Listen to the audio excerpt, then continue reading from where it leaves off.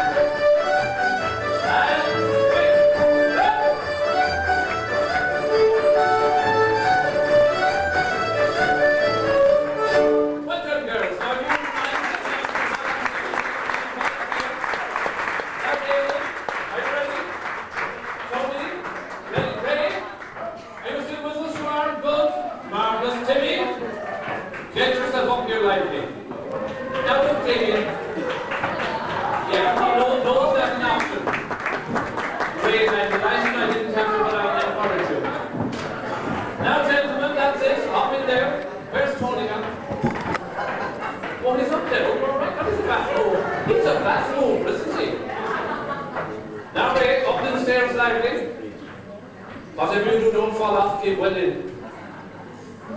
Now, gentlemen, for those of you that are gentlemen, I would like to remind you that... Is he all right?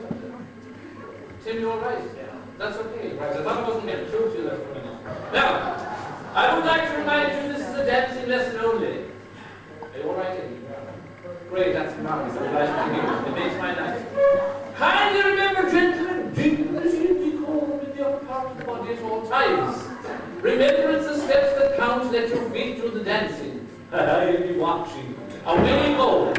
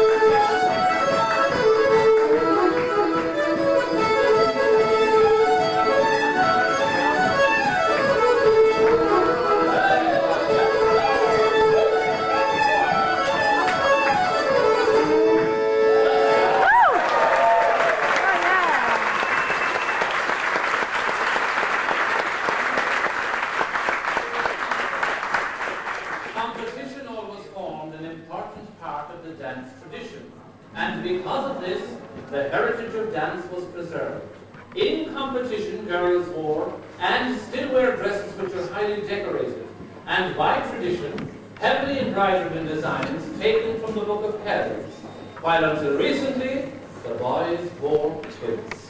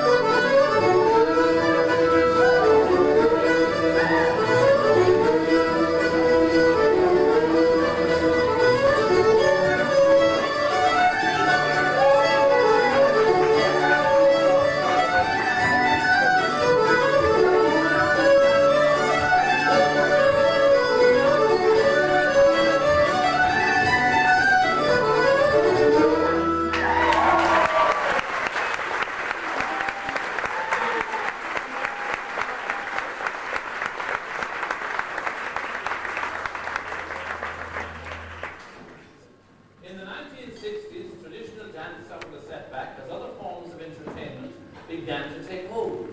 Traditional dance was considered old-fashioned and representative of the rural past. But while the popularity of Irish dance was in decline, traditional music underwent somewhat of a revival. And this was achieved by young musicians adding new instruments and rhythms to the old traditional sounds. The trad folk groups of the 1960s had the greatest influence of all on the future of Irish music. Some of that music you're going to hear now from our musicians, Cajun Cave.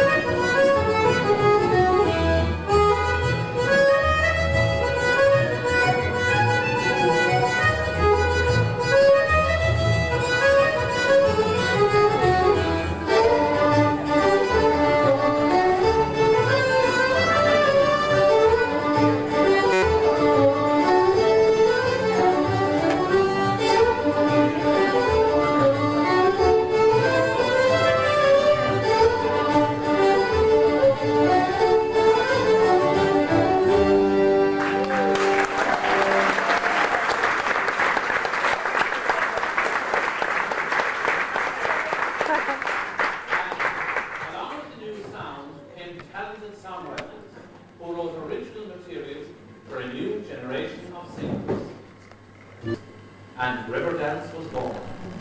The face of Irish dance would never be the same again. To date, over 10 million people have seen the show, and Irish dance has returned to an energy and vibrancy of a much earlier tradition. Our story tonight ends with the spirit of that tradition. Our final piece this evening, Style, which was a tribute reserved only for champions, and is in honour of the great dancing masters of the past. Their legacy was to leave us with a tradition rich in steps and music. While the tradition is healthy, and we do hope that future generations will continue to describe the Irish as addicted to dance. Ladies and gentlemen, welcome to the Ireland of today.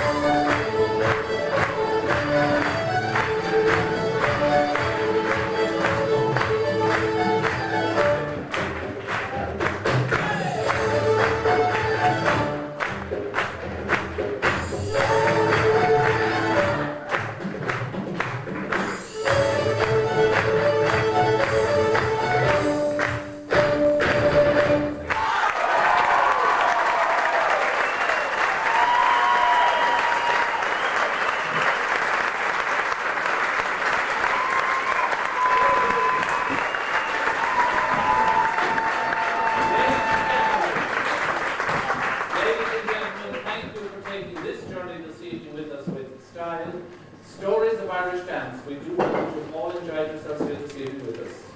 Now, as you went into the barn here this evening, you will find the photographs taken earlier on the screen. This one is just for you. As you're hitting that jog-leading valley. As you slide down the banisters of life, may all the splinters be pointing the wrong direction. Now, all of us to all of you for night from left and strong.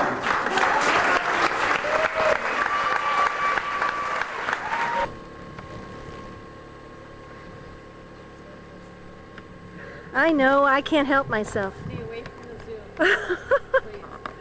I can't stop. All right.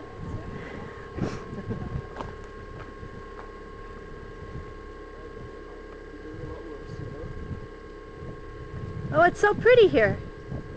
And this is Corrig Castle? Okay, and I'm zooming in on you. This is what you like the best. Now see, the front teeth are the best teeth. Look at those teeth. Embarrassing when she shows that in public, you know. Does it bother you when I do this? I know I'm never going to see it, so I don't care. Okay, this is John Conley and Paul, what? Johnston. And they are the apostles of the tell me what you guys do. The apostles of crime writing. Okay, now look at him fix his hair. All right. Yes, I know, it's an instinctive reaction. Point the camera at me and I get the name.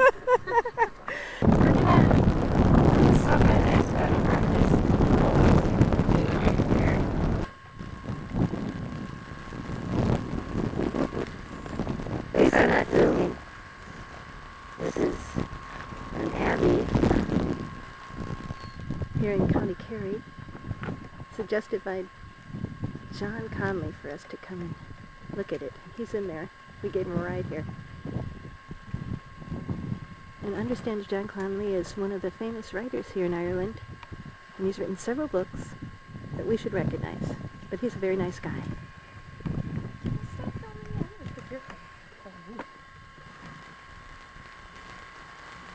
And of course, near this abbey is this graveyard. There's some beautiful stones.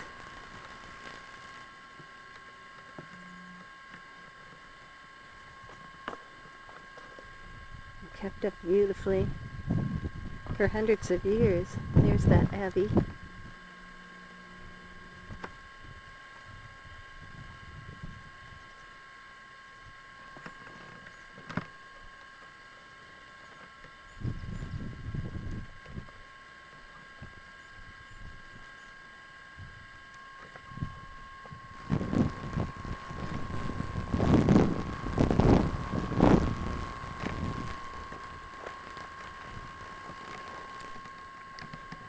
This is where the friars, this is an abbey where it's talking about how this once was.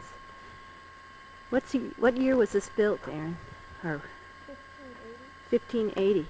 The castle that we saw just before that we stayed at a bed and breakfast across from it, was in 1150. I guess we can't even imagine. So just walking in these little oh, 1479. So that's how old this building is that we're walking through and discovering. It's kind of interesting everywhere you look. The history of the people, you can just feel it. It's beautiful. Here's the first one.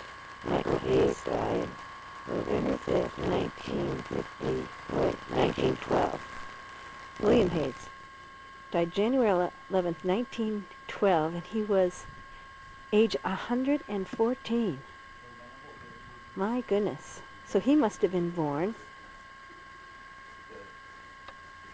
in 1798. My goodness.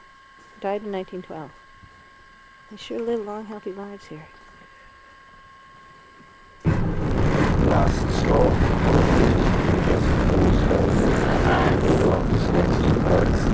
And I will be here still on the pavements on Saturday afternoon.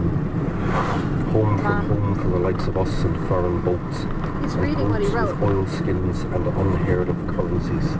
in search of common ground and teenage prostitutes. A reclaimed ward of bins left out a week and dogs in heat, and the fragrance of salt and sewage that bleeds into our garden from the neat tide of an August night. Poor man's Latin quarter of stevedores in an early house, and 3 huge silos swamped by the small hours, and the buzz of joyriders quite close on the bypass. Time of life to settle for making a fist of love, and glimpsing new dawns and being caught again, and waking in waves with all the sheets kicked off. Point of no return for the cattle feed on the wharves, and the old shoreline, and the windmill without sails, and a time that keeps for no one, least of all ourselves. May its name be said for as long as it could matter, or failing that, for as long as it takes the pilot to negotiate the 8 kilometers from this to open water. You're no romantic, are you? You're a warts and all poet, but there is a romantic. We're listening to the radio. Yeah, I mean, I have And that's John Conley that we just met, who's a writer, a very famous writer here in Ireland. And we were at breakfast with him. He was the same in bed and breakfast, and they were talking to him about his interview, and he says, I won't be listening to it. But we did, so isn't that nice?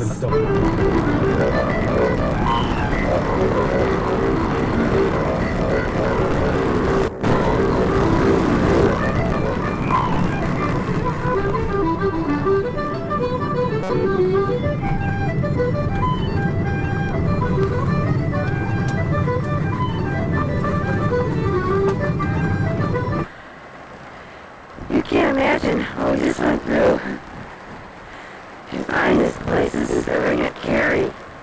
Isn't it gorgeous? Erin, show me your pretty hat. So cute in that hat that her friend made for her. Isn't this beautiful?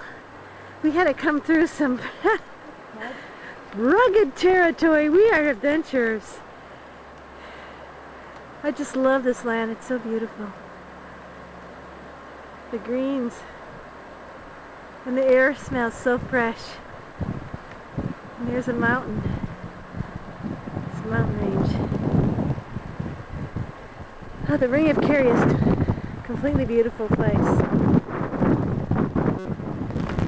Say hi! How did you get land there? Oh.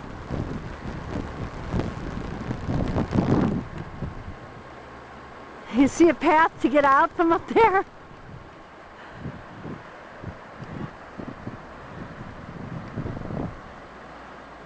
Is it? Don't fall down. Oh, shit.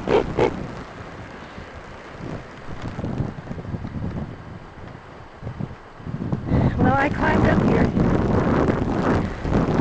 I'm impressed you.